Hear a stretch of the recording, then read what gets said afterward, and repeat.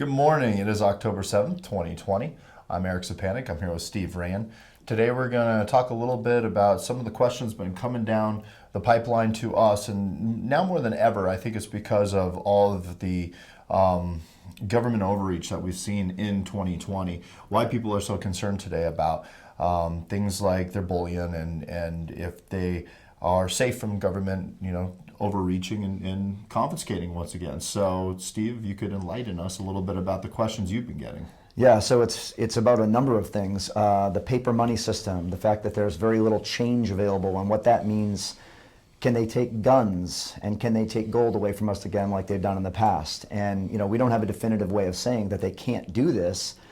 We don't know what the future is going to bring, but we know that the government has changed a lot over the last several decades, and what we've seen is a lot more of them kind of moving in and taking away privacies and things of that nature. So the fact that they have kind of moved in that direction kind of makes us pause and say we don't know for sure.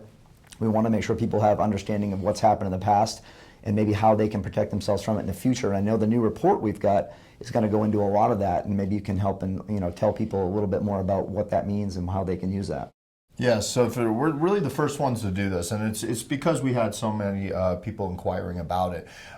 They want to know, well, what happened in the past? So we put together a very intense report and a timeline that shows people what happened before, during, and after the financial crisis of the 29 through 39 period, or the Great Depression. So gold was confiscated in 1933, and what we did is we really put together what Roosevelt did in that point in time and how Congress, the Supreme Court, and everybody else reacted. Put it together in a video, and you can go to our website and just click on the main link, and you can watch it for yourselves. It's about 9 minutes, and it's worth every minute if you ask me. Perfect, because the calls that I get are people asking, well, we know that there were things that weren't confiscated back then, so how do we protect ourselves from that? And I know the video goes in and explains to people what was exempt from confiscation in the past.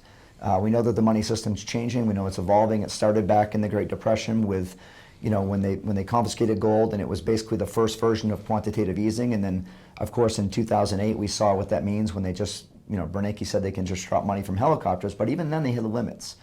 And now it seems though they're saying there are no limits. We can just print money forever.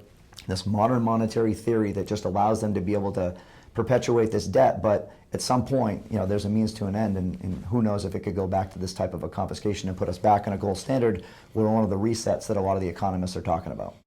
And I think this will kind of help people formulate their own idea of what to prepare yourself from and what you think. I mean, no one knows what the future holds. I mean, their guess is as good as ours. Okay, so that's it for us today. We appreciate you joining us, and join us next week.